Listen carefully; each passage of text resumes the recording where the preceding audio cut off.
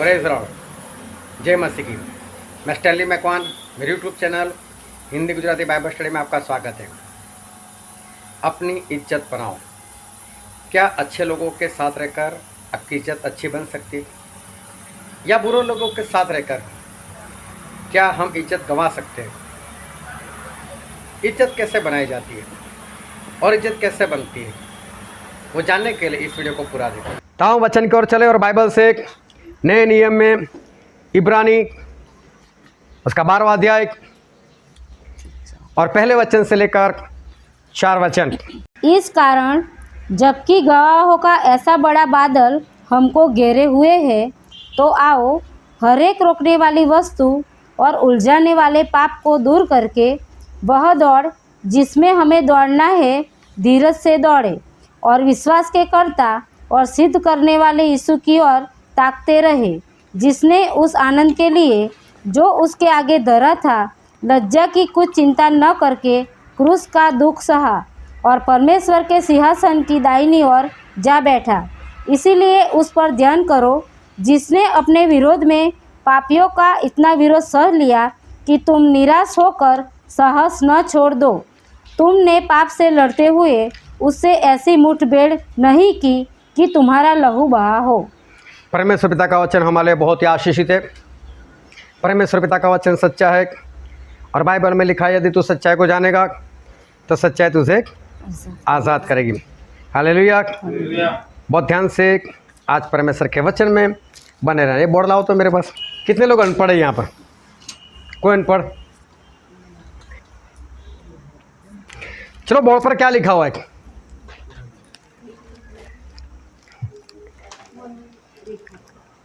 Board पर क्या लिखा है? बारी बारी से बोलो। तो क्या लिखा है? जोर जोर से बोलो।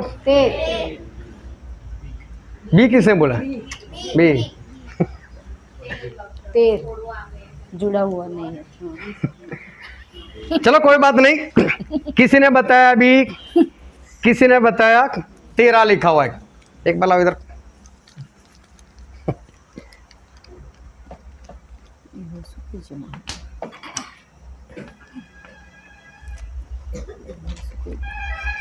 चलो भी बताओ क्या लिखा हुआ था, जो बीच वाला था? वो बीच वाला क्या था? क्या था? बी लिखा था। पहले सभी ने बी भी बोला और 13 भी बोला। अभी कैसे बताया कि बी ही है? आगे आ गए, क्योंकि आगे और पीछे कुछ आ गया। हालेलुया। आगे और पीछे कुछ आ गया, इसलिए उसकी पहचान हो गई। आपकी पहचान मालूम है कब है? जब आपके साथ कोई होता है, तब आपकी पहचान को पता चलती है। बराबर।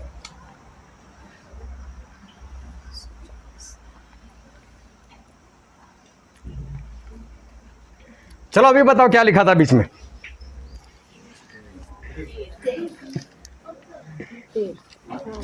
बता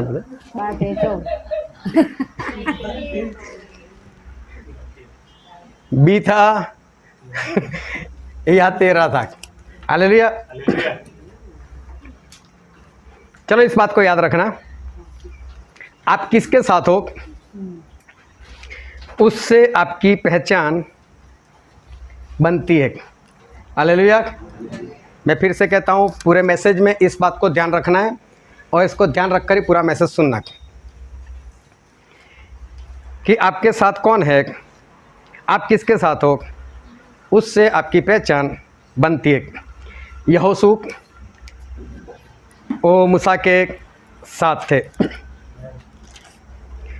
और एक बार परमेश्वर ने मूसा को ऐसा बोला कि मूसा, मैं इज़राइल लोगों के साथ बात करना चाहता हूँ, तो सभी लोगों को शुद्ध करो, पवित्र करो, और मैं तीसरे दिन आने वाला हूँ। और परमेश्वर एक पहाड़ के ऊपर वो आए और पहाड़ जो था पूरा जलने लग गया, उसमें आग लग गई और परमेश्वर उस आग के बीच में आए और आग के बीच में आकर वो लोगों से बात करने लगे। लेकिन लोग इतने डर गए कि मूसा के पास आए और मूसा को बोले मूसा मूसा हमको डर लगता है, ये परमेश्वर हमसे बातचीत ना करे, परमेश्वर हमसे ना बोले, मूसा तू हमसे बात कर। तो मूसा बोलते हैं कि परमेश्वर डरो मत, सुनो, ध्यान से सुनो उनका। लेकिन परमेश्वर की आवाज़ है, नहीं मूसा ये लोग सही बोलते हैं, लोग डरते हैं मुझसे, तू मेरे पास आ जा और सभी लोगों को बोलते कोई मेरे पास और ना आए, तू आ जा और मैं तेरे साथ बात करूंगा, तो इनके साथ बात करना। तो फिर क्या हुआ, मूसा वहाँ पर पहाड़ पर चले गए, लेकिन जाते जाते यहोशू को लेकर गए और घर पर जाकर निर्गमन का पुस्तक उसका 24वां अध्याय और 15 से 18 आप घर पर जाकर पढ़ लेना। अभी सिर्फ लिख दो, अभी हम पढ़ने वाले नहीं इसको। लेकिन वहाँ पर लिखा है कि जो मूसा थे वो यहोशू को लेकर गए और वो दोनों पहाड़ पर गए। मूसा अंदर की साइड गए, लेकिन यहोशू बाहर की साइड रुक गए और मूसा वहाँ पर 40 दिन 40 रात 2-2 बार रुके और यहोशू जो थे वो भी मूसा के साथ रुके। अगर मूसा ने वहाँ पर 40 दिन 40 रात कुछ नहीं खाया, तो यहोशू ने भी मूसा के समान ही 40 दिन 40 रात कुछ नहीं खाया। जब परमेश्वर मूसा को बोलते थे, मूसा मिलाप वाले तंबू में आ, तो मिलाप वाला तंबू मतलब परमेश्वर और इंसान से मिलने वाली एक जगह थी। तो जब मूसा उस मिलाप वाले तंबू में जाते थे, तो यहोशू भी भागकर चले जाते थे और यहोशू भी भागकर उस मिलाप वाले तंबू में बाहर बैठ सो जाते थे। वो तो दंडवत करते थे और अंदर परमेश्वर की उपस्थिति आती थी और परमेश्वर मूसा के साथ बातें करते थे, लेकिन यहोशू बाहर से सुनते थे और फिर मूसा तो बात खत्म कर कर निकल जाते थे, लेकिन यहोशू नहीं निकलते थे। और निर्गमन का पुस्तक उसका 33वां अध्याय उसका 11वां वचन घर पर जाकर पढ़ लेना, अभी नहीं पढ़ने वाले इसको। तो उसमें ये बात लिखी हुई है कि यहोशू जो है वो मिलाप वाले तंबू के पास पड़े रहते थे, दरवाजे के पास, लेकिन वो परमेश्वर की उपस्थिति से बाहर नहीं आते थे। और बाद में जब मूसा मर गए, तो मरने से पहले परमेश्वर ने मूसा को बोला कि मूसा तेरी जगह यहोशू को दी जाएगी। हालेलुया। मूसा की जगह यहोशू को दी गई। मालूम है कि क्यों परमेश्वर ने किसी और को नहीं चुना, लेकिन सिर्फ यहोशू को चुना? क्यों मूसा की जगह, जिसके बारे में परमेश्वर ने खुद कहा कि उसके जैसा भविष्यवक्ता आज तक पैदा नहीं हुए, तो परमेश्वर ने क्यों उस मूसा की जगह, ऐसे बड़े महान भविष्यवक्ता की जगह परमेश्वर ने सिर्फ यहोशू को चुना? क्या कारण था? और कारण ये था कि एक वचन हम पढ़ते हैं जो लिखा है इब्रानी में उसका 11वां अध्याय और 24 से लेकर 27 तक। विश्वास ही से मूसा ने सयाना होकर फिरौन की बेटी का पुत्र कहलाने से इनकार किया, इसीलिए कि उसे पाप में थोड़े दिन के सुख भोगने से परमेश्वर के लोगों के साथ दुख भोगना अधिक उत्तम लगा। उसने मसीह के कारण निंदित होने को मिस्र के भंडार से बड़ा धन समझा, क्योंकि उसकी आंखें फल पाने की ओर लगी थी। क्योंकि उसकी आंखें, मूसा की आंखें फल पाने पर लगी थी। विश्वास ही से राजा के क्रोध से न डरकर उसने मिस्र को छोड़ दिया, क्योंकि वह अनदेखे को मानो देखता हुआ दृढ़ रहा। मूसा अनदेखे को, जो दिखता नहीं था, उस बात को देखकर वो दृढ़ बने रहे और परमेश्वर के पीछे चलते रहे। हालेलुया। यहाँ पर एक बात अगर ध्यान से पढ़ोगे तो आपको एक बात पता चलेगी कि मूसा की कहीं पर निगाहें थी और मूसा की निगाहें उस फिरौन के पद पर नहीं थी। मूसा की निगाहें मिस्र में जो सोना चांदी था, जिसका वारिस बनने वाला था, उसके ऊपर मूसा की निगाहें नहीं थी। लेकिन मूसा की नज़र, मूसा की निगाहें एक ऐसी चीज़ पर थी जो उसने कभी नहीं देखी थी, और ये कुछ और नहीं, ये स्वर्ग था। मूसा उस स्वर्ग की ओर देखते थे और उनको बस इतना मालूम था, मुझे स्वर्ग में जाना है। बस ये सोना नहीं चाहिए, ये फिरौन वाला पद नहीं चाहिए, यहाँ की संपत्ति नहीं चाहिए, मुझे तो स्वर्ग चाहिए। और मूसा उस जगह को देखकर वो दृढ़ता से बढ़ते रहे। और यहोशू जो है, मूसा के बाद यहोशू इसीलिए मूसा के पद पर आए क्योंकि यहोशू की भी निगाहें उसी जगह पर थी जहाँ पर मूसा की निगाहें थी। हालेलुया। पूरे बाइबल में पढ़ोगे तो समझ में नहीं आएगा, लेकिन यहोशू की निगाहें भी उसी जगह थी जहाँ पर मूसा की निगाहें थी, क्योंकि यहोशू के पुस्तक में ऐसा लिखा है, उसका 24वां अध्याय और उसका 15 वचन। और यदि यहोवा की सेवा करनी तुम्हें बुरी लगे, यहोशू ऐसा कहता है कि यहोवा की सेवा करने बुरी लगती हो तो आज चुन लो तो आज चुन लो कि तुम किसकी सेवा कि तुम लोग करोगे, किसकी सेवा करोगे। चाहे उन देवताओं की जिनकी सेवा तुम्हारे पुरखा महानद के उस पास करते थे, और चाहे अमोरियों के देवताओं की सेवा करो जिनके देश में तुम रहते हो। परंतु यहोशू ऐसा कहते हैं, परंतु मैं तो अपने घराने समेत मतलब मैं, मेरी पत्नी, मेरे बच्चे यहोवा ही की सेवा नित करूंगा। यहोवा की ही सेवा करेंगे। हालेलुया। देखो, बूढ़ा होने के बाद, सारी लड़ाई लड़ने के बाद, यहोशू अभी भी 40 साल परमेश्वर के पीछे पूर्ण रीति से चलने के बाद वो लोगों को ऐसा बोलते हैं कि अभी भी मैं और मेरा घराना सिर्फ यहोवा की ही सेवा करेंगे। तो पता चलता है कि यहोशू की निगाह जो वचन का देश मिला वहाँ पर भी नहीं है, जो विश्राम का देश मिला वहाँ पर उसको खेत मिले होंगे, काफ़ी जगह मिली होगी, वहाँ पर अंगूर की बारी मिली होगी, वहाँ पर अच्छी जमीन जायदाद मिली होगी, लेकिन फिर भी यहोशू की निगाह वहाँ पर नहीं। वो तो बोलते मैं और मेरा घराना परमेश्वर की ही सेवा करेंगे। हालेलुया। तो इससे पता चलता है कि यहोशू की निगाहें भी कहाँ थी, जहाँ मूसा की निगाहें थी। मूसा की निगाहें उस स्वर्ग की ओर थी। गेजी जो बाद में कोढ़ी हो गए थे, वो बहुत बड़े भविष्यवक्ता के साथ रहते थे। बहुत बड़े भविष्यवक्ता मैं इसलिए कहता हूँ क्योंकि एलिया, जिनको जिंदा परमेश्वर ने ऊपर उठा लिया, और एलिया के अंदर जो पावर था, एलिया के अंदर जो सामर्थ्य थी, उसका दुगुना हिस्सा परमेश्वर ने एलीशा को दिया, और उस एलीशा के साथ ये गेजी रहते थे। तो गेजी ऐसे वैसे भविष्यवक्ता के साथ नहीं रहते थे। ये गेजी जो था, उसके जीवन का मकसद कुछ और था। उसकी निगाहें वहाँ नहीं थी जहाँ पर एलीशा की निगाहें थी। एलीशा वो शूनेम में बार बार जाते थे, और शूनेम की एक स्त्री थी, पैसे वाली थी, और उसने एलीशा को इतना बोला कि एलीशा, जब भी तू यहाँ से जाए, चाहे यहाँ पर ठहरना हो चाहे ना ठहरना हो, लेकिन अगर यहाँ पर रुकना हो तो मेरे घर रुकना, और मैं ऐसा करूँगा, मैं ऐसा करूँगी कि मैं तेरे लिए एक कमरा बना दूँगी।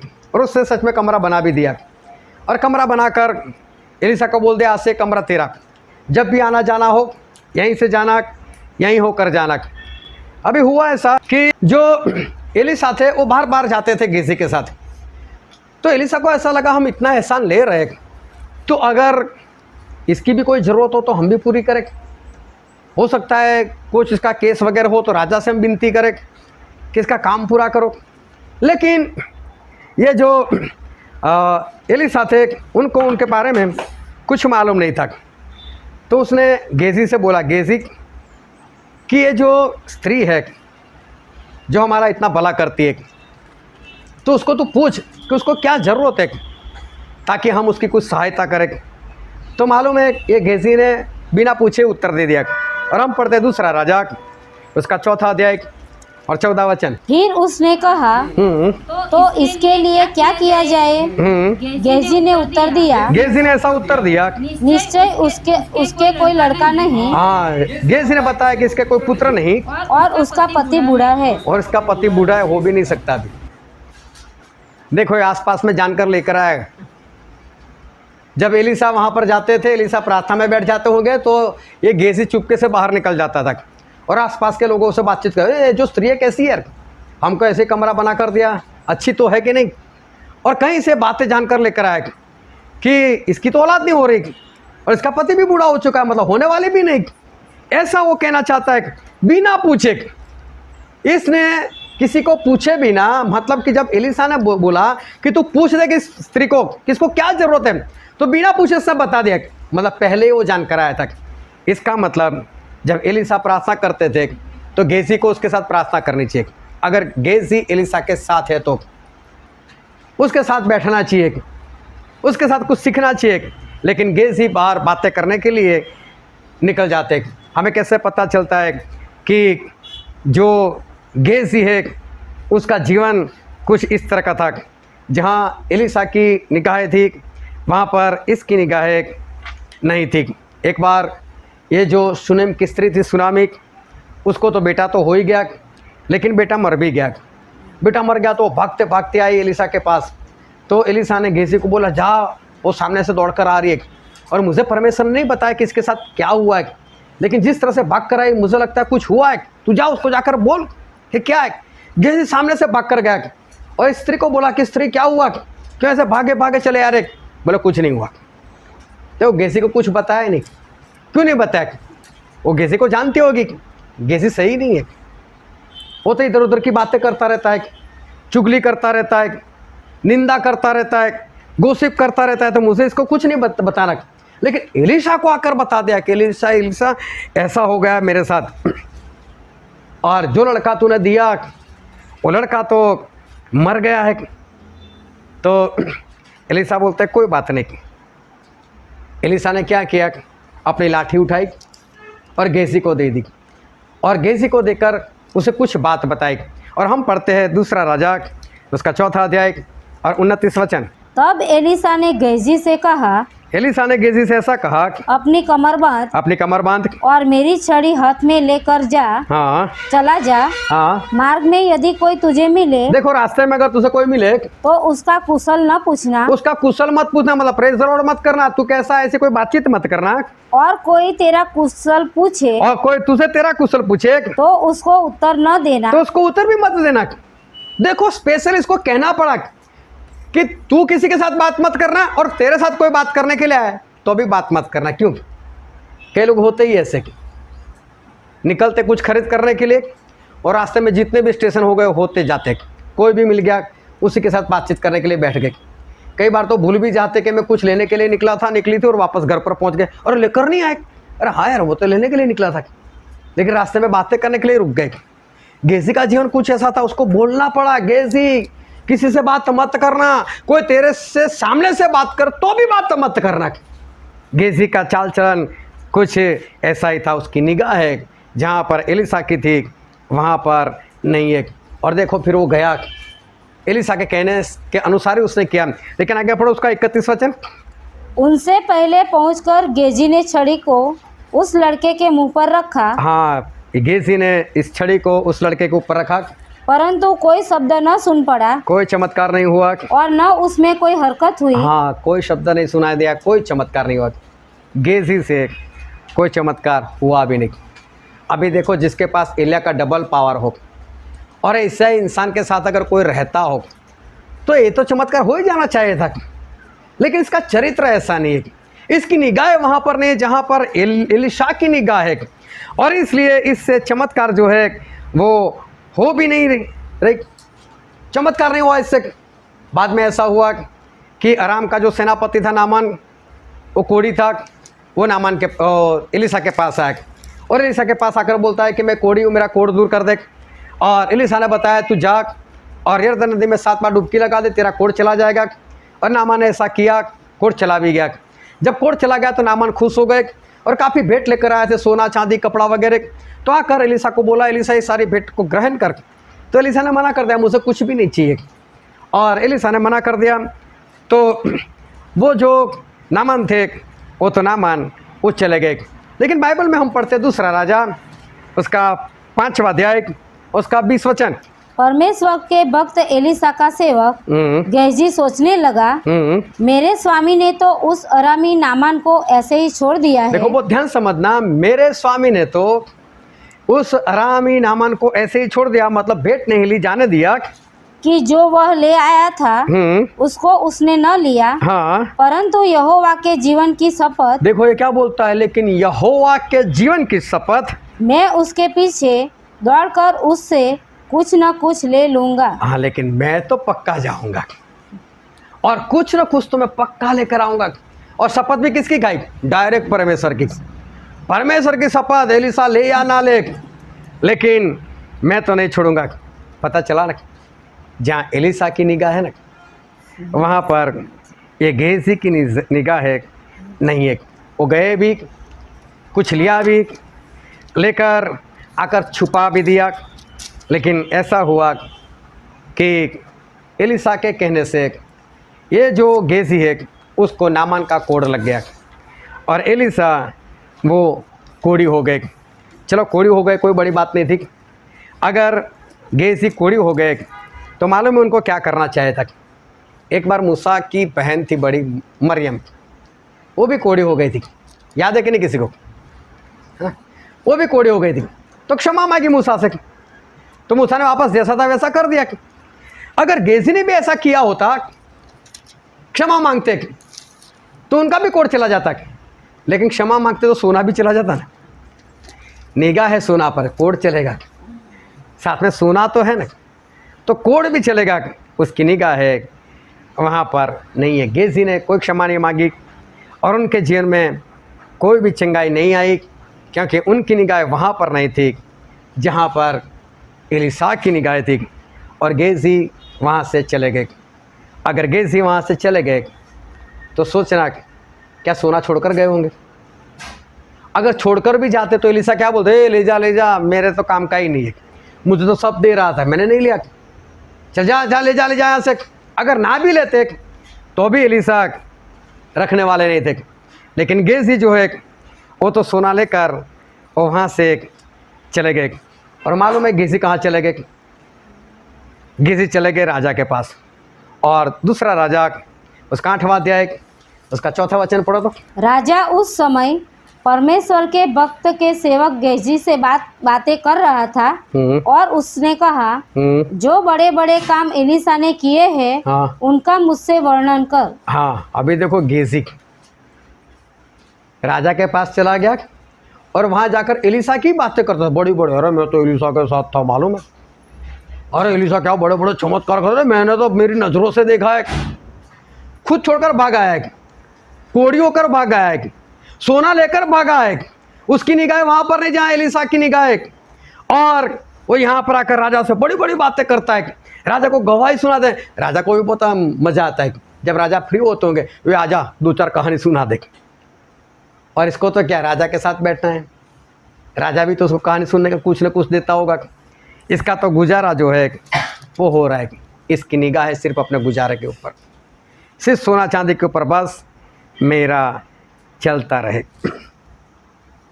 एलिसा लालची नहीं थे, लेकिन गेजी एलिसा के साथ रहने के बाद भी लालची थे। बस ये चाहते थे कि मेरा जीवन जो है वो अच्छे से गुजर जाना चाहिए। प्रभु से जब इस धरती पर आए तो उनके 12 चेले थे, 70 और भी चेले थे। 70 चेले प्रभु से को छोड़कर चले गए क्योंकि परमेश्वर का वचन उनको भारी लगा। उसके बाद एक इंसान आया और 70 चेले को बोलते, आप तो प्रभु के चेले हो, भूत प्रेत बहुत भगाते हो, मेरे बेटे का भी भूत भगा दो। लेकिन उसे वो भूत प्रेत नहीं निकला। ध्यान से समझना। और प्रभु उस अपने 12 चेलों को लेकर उस जगह से जा रहे थे और बड़ी भीड़ को देखा। प्रभु से वहाँ पर रुक गए और रुक गए तो वो इंसान भागकर प्रभु के पास आया।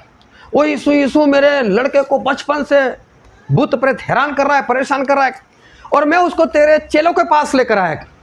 वो 70 चेले जिनको वचन भारी लगा था प्रभु को छोड़कर चले गए थे। अभी कौन सा भूत प्रेत निकलने वाला था इनसे? तो बोले मैं उनके पास लेकर आया मेरे बेटे को, लेकिन इनसे भूत नहीं निकला। और मालूम है ये 70 चेले एक जमाने में प्रभु के साथ रहने वाले लोग, लेकिन प्रभु ने उनको क्या बोला? एक वचन पढ़ते, मत्ती उसका 17 अध्याय 17 वचन। यीशु ने उत्तर दिया, प्रभु ने उनको उत्तर दिया, हे अविश्वासी और हठीले लोगों, और हठीले लोगों। हालेलुया। प्रभु यीशु ने अपने चेलों को जो अपने साथ एक जमाने में रहते थे, उन चेलों को चेला नहीं कहा, उनको नाम से नहीं बुलाया, लेकिन उनको क्या बोला? अविश्वासी लोग, हठीले लोग। देखो प्रभु के साथ रहने वाले लेकिन है हठीले लोग और अविश्वासी लोग। 12 चेले रह गए। 12 चेले में भी एक चेला कौन? अरे पतरस को भी याद रखते हैं, मैंने कहा कुछ बोला ही। यूहन्ना का नाम लेते, मैंने कुछ बोला ही नहीं, लेकिन निगाह वहीं पर, लालची इंसान के ऊपर। यहूदा इस्करियोती प्रभु उसके साथ रहने वाला, लेकिन था लालची। और एक वचन पढ़ते हैं, यूहन्ना उसका 12वां अध्याय और उसका वचन 6। उसने यह बात इसलिए नहीं कही कि उसे कंगालों की चिंता थी, परंतु इसीलिए कि वह चोर था। वह चोर था और उसके पास उनकी थैली रहती थी और उसमें जो कुछ डाला जाता था वह निकाल लेता था। हालेलुया। प्रभु से एक बार मार्था और मरियम के घर में बैठे थे, और मार्था आई और जटामासी का जो अत्तर था, जो बहुत ही महंगा होता है, तो वो प्रभु से के ऊपर डाल दिया।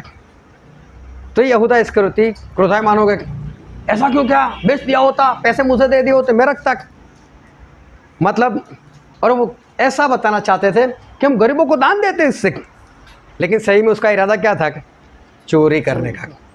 प्रभु उसके साथ था यहूदा, लेकिन कैसे थे वो? चोर थे। फिर उसका 13वां अध्याय, यूहन्ना 13, 10 और 11 वचन।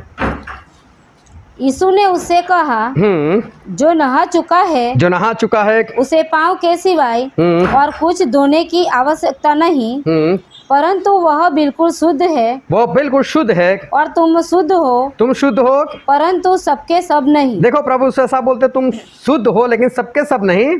वह तो अपने पकड़ वाले को जानता था। हाँ, यहूदा इस्करियोती को जानते थे कि वो शुद्ध नहीं है। देखो, प्रभु उसके साथ रहने वाला यहूदा इस्करियोती, लेकिन वो शुद्ध नहीं है, वो तो अशुद्ध है। फिर लूका में ऐसा लिखा है, लूका उसका 6वां अध्याय उसका 16 वचन। और याकूब का बेटा यहूदा और यहूदा इस्करियोती जो उसका पकड़वाने वाला बना। हाँ, पकड़वाने वाला मतलब कि विश्वासघाती बना। यहूदा इस्करियोती प्रभु के साथ थे, लेकिन फिर भी चोर थे, अशुद्ध थे और विश्वासघाती थे।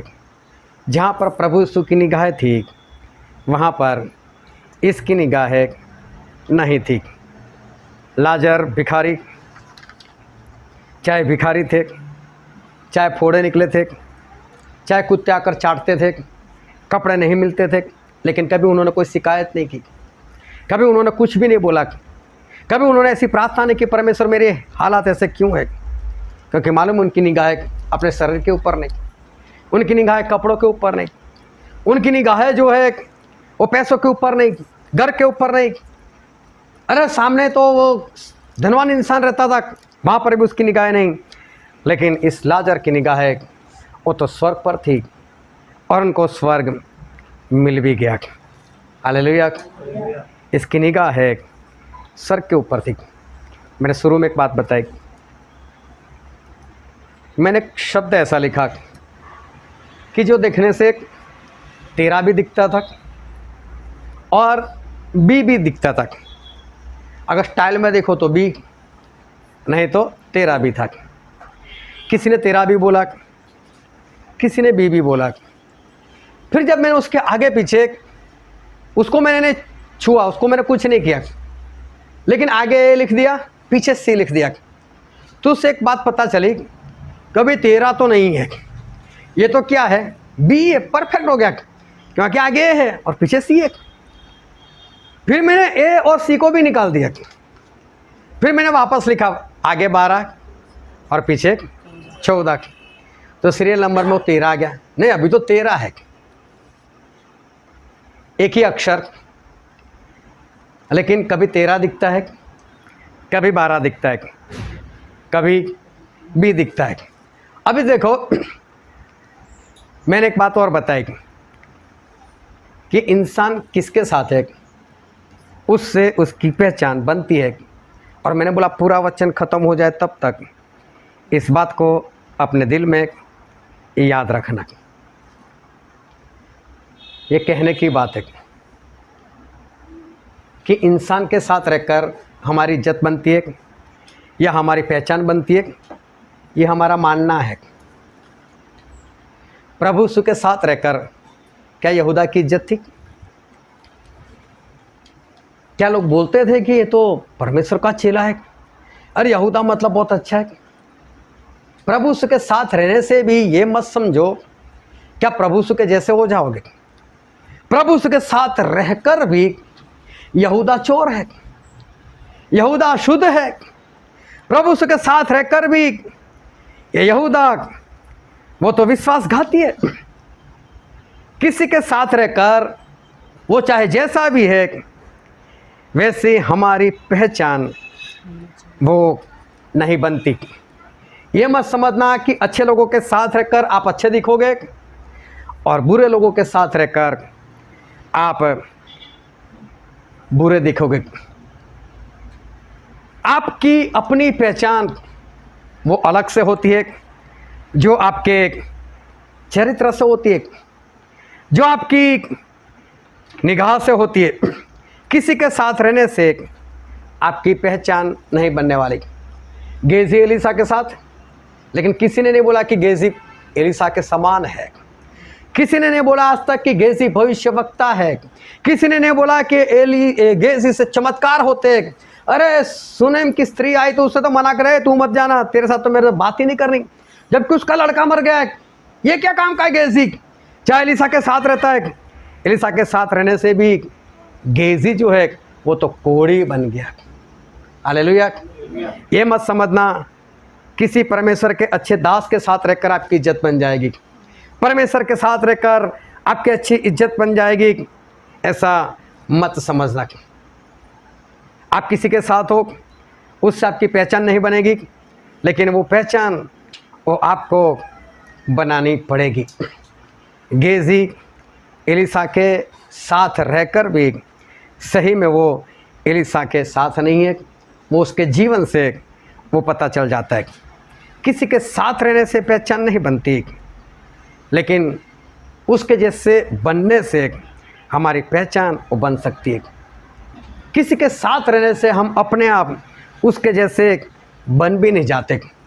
70 चेले प्रभु यीशु के साथ रहे, चमत्कार भी किए, भूत प्रेतों को भी निकाला, लेकिन प्रभु यीशु ने क्या बोला? हठीले लोग। प्रभु यीशु ने क्या बोला? अविश्वासी लोग। चाहे प्रभु यीशु के साथ रहते थे, लेकिन वो तो हठीले थे, वो तो अविश्वासी थे। क्यों ऐसा? क्यों यहूदा प्रभु यीशु के साथ रहकर भी चोर, अशुद्ध और विश्वासघाती? क्यों 70 चेले प्रभु यीशु के साथ रहने के बाद भी हठीले लोग और अविश्वासी लोग? क्यों प्रभु यीशु के साथ रहने के बाद भी ऐसा? जो वचन आज हमने पढ़ा था इब्रानी उसका 12वां अध्याय 1 से 4 वचन पढ़े थे, लेकिन पढ़ो तो उसका दूसरा वचन। और विश्वास के कर्ता और सिद्ध करने वाले यीशु की ओर ताकते रहे। विश्वास के कर्ता और उस विश्वास को सिद्ध करने वाले प्रभु यीशु की ओर ताकते रहे, जिसने उस आनंद के लिए। देखो बहुत ध्यान से समझना तो ही समझ में आई ऐसी लैंग्वेज है। फिर से पढ़ो एक। और विश्वास के कर्ता और सिद्ध करने वाले यीशु की ओर ताकते रहे, जिसने मतलब प्रभु यीशु ने उस आनंद के लिए जो उसके आगे धरा था, जो प्रभु यीशु के आगे रखा था, लज्जा की चिंता न करते हुए क्रूस का दुख सहा। प्रभु यीशु के आगे एक आनंद रखा था। मालूम प्रभु यीशु के आगे आनंद क्या था? अगर यीशु आप इस धरती के ऊपर इंसान बनकर जाओ, आप वहाँ पर दुख सहन कर आओ, आप इंसान लोगों के लिए उनके पापों की क्षमा के लिए अपना लहू बहा कराओ और जिंदा होकर वापस आओ, तो आपको स्वर्ग में अच्छी जगह है ही है। लेकिन साथ में इस धरती पर सबसे श्रेष्ठ नाम आपका, कि उसी नाम से इंसान उद्धार पाएगा। हालेलुया। आज प्रभु यीशु का नाम इतना बढ़िया है, इतना श्रेष्ठ है कि यहोवा के नाम से उद्धार नहीं है, ना पवित्र आत्मा के नाम से उद्धार है, लेकिन उद्धार सिर्फ यीशु के नाम से। ये जो आनंद रखा था वो तो स्वर्ग में था, ये जो आनंद था वो तो बाद में मिलने वाला था, लेकिन उस आनंद के ऊपर प्रभु यीशु की निगाहें थी, तो उनको शर्म नहीं आई मरने में।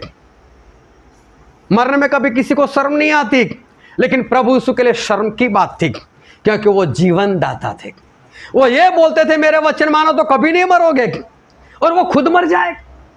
अरे वो बोलते शैतान तू तो मेरे पांव तले, वो बोलते चल निकल, उसको निकलना पड़ता था, और वो प्रभु यीशु को मार दे। कितनी शर्म की बात थी प्रभु यीशु के लिए, लेकिन नहीं, मुझे वो आनंद चाहिए, और वो आनंद चाहे उस आनंद के ऊपर निगाह। तो यहां कितनी भी शर्मनाक घटना मेरे सामने हो तो क्या बात है, होने दो, उनको शर्म नहीं लगी। और मालूम है अगर आज आपको किसी को कोई इतना ही बोल दे, आपकी निंदा ही कर ले, और मालूम है मैं ऐसा हो जाता है। तू अपने आप को देख, खुद का नहीं देखती, मेरे बारे में बात करती है।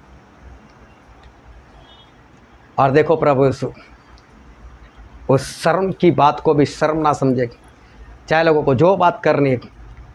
अभी की ना वो पंजाब में एक अमृतपाल है, अगर यीशु क्रूस पर खुद को बचा लेता तो हम विश्वास कर लेते, खुद को नहीं बचा पाया, हमको क्या बचाएगा। शर्म की बात है ये। प्रभु यीशु बोले कोई बात नहीं, शर्म की बात तो शर्म की बात, लेकिन जो आनंद रखा था उस आनंद के ऊपर प्रभु यीशु की निगाह है। और प्रभु यीशु के साथ रहने वाले 70 चेले, क्या उनकी निगाह थी उस आनंद के ऊपर? क्या वो यहूदा इस्करियोती, क्या उनकी निगाहें उस प्रभु यीशु की तरह निगाहें थी? क्या वो देख रहे थे उस आनंद को? इनकी निगाह है प्रभु यीशु की निगाह की तरह उस जगह पर नहीं है। ना 70 चेले की निगाह है, ना यहूदा की निगाह है वहाँ पर है। प्रभु यीशु उनके साथ थे, वो भी प्रभु यीशु के साथ थे। प्रभु यीशु ने उनको अधिकार भी दिया था, चमत्कार भी इन लोगों ने किया हुआ था, लेकिन फिर भी इनके अंदर वो बात नहीं थी। तो बहुत ध्यान समझना, आप चाहे कितने भी अच्छे व्यक्ति के साथ रहो, इससे आप अच्छे नहीं हो सकते, उससे आपकी पहचान नहीं बन सकती। अगर मुकेश अंबानी आ जाए और आपको बाहर कहीं घुमाने के लिए ले जाए, तो मालूम है लोग उसको पूछेंगे ये कौन है। समझ जाते ये भी इसके जैसा कोई बड़ा होगा उद्योगपति, मान लेते हैं कोई। ऐसा नहीं होता, किसी के साथ रहने से आपकी इज्जत नहीं बनने वाली, लेकिन उसकी जहाँ पर निगाह है, अगर वहाँ पर आपकी भी निगाह है, तो वो निगाह आपको उसके समान वो बना सकती है।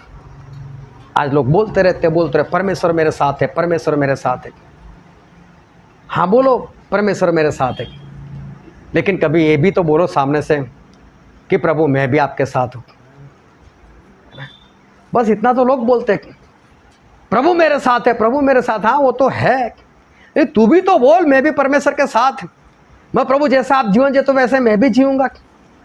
नहीं प्रभु सिर्फ मेरे साथ रहो, क्योंकि मेरी हरकत ऐसी नहीं कोई भी मुझे मार देगा, तो प्रभु मेरी रखवाली करते रहो। मालूम है ड्राइविंग करने से पहले लोग प्रार्थना नहीं करते। मैंने इसी प्रार्थना सुनी, प्रभु ड्राइविंग सीट पर तो मैं, लेकिन ड्राइव तो आपको ही करना है। तो पैसा तू ले जाता है ड्राइविंग का, और नाम परमेश्वर का। आप बैठ जाओ यहाँ पर, आप चलाओ।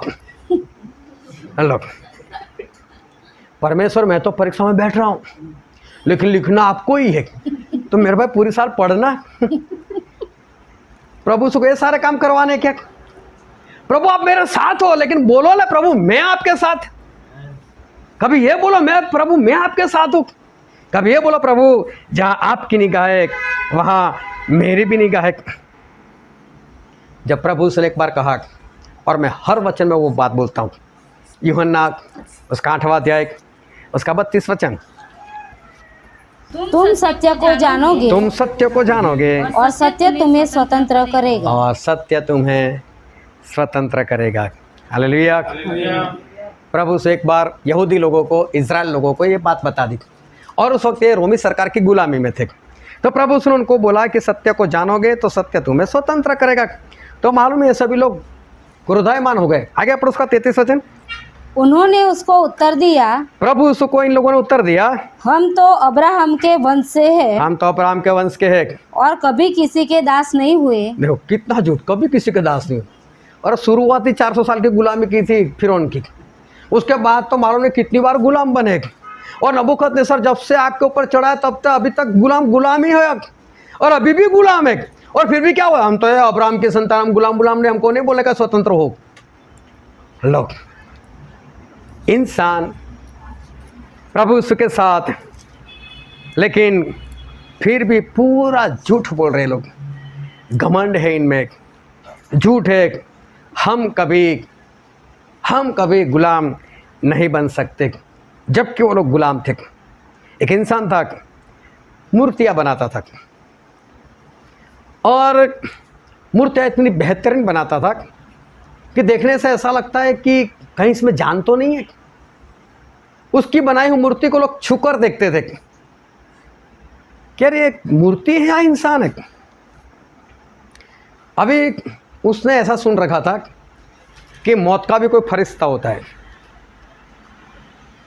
और मौत का फरिश्ता जो है ना, वो हमको लेने के लिए आता है। तो उसने क्या सोचा कि मरना तो है नहीं, तो उसने 10-12 अपनी मूर्ति बना ली खुद की, और उनके साथ ही रहने लग गया। क्यों? जब मौत का फरिश्ता है वो ढूंढ ना पाए। ये तो सिर्फ लोगों का कहना, ऐसा कुछ है नहीं, उसका मानना ऐसा था।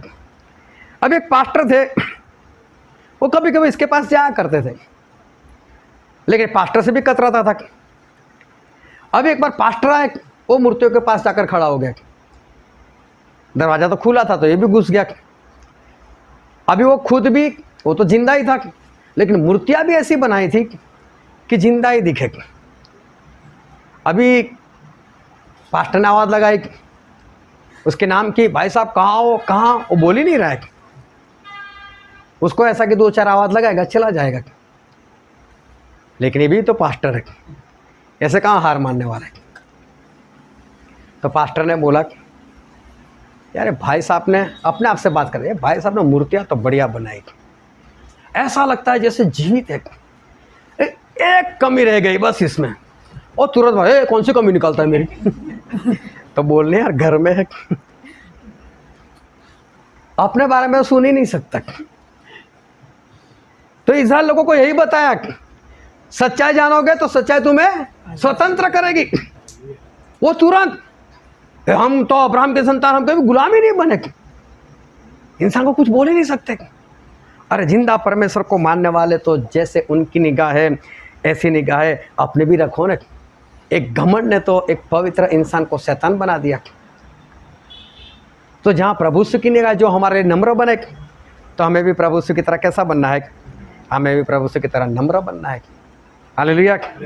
हमें भी तो प्रभु यीशु की तरह नम्रता को धारण करना है।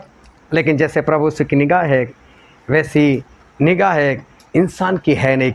रहता तो है, परमेश्वर के साथ रहने की बात भी करता है, लेकिन है ऐसा नहीं। किसी के साथ रहने से आपकी इज्जत नहीं बनेगी, किसी के साथ रहने से आप उसके समान नहीं बन सकते। लेकिन जैसे उसकी निगाह है, जैसे उसका लक्ष्य है, जैसे उसका मकसद है, अगर वही मकसद में आप चलोगे, वही लक्ष्य में अगर आप भी चलोगे, तो ही आप उनके समान बन सकते हो। वरना उसके साथ रहने से आप उसके समान नहीं बन सकते। एक बार एक मेरा मित्र था और उसके बड़े भाई को पुलिस वालों ने कस्टडी में डाल दिया।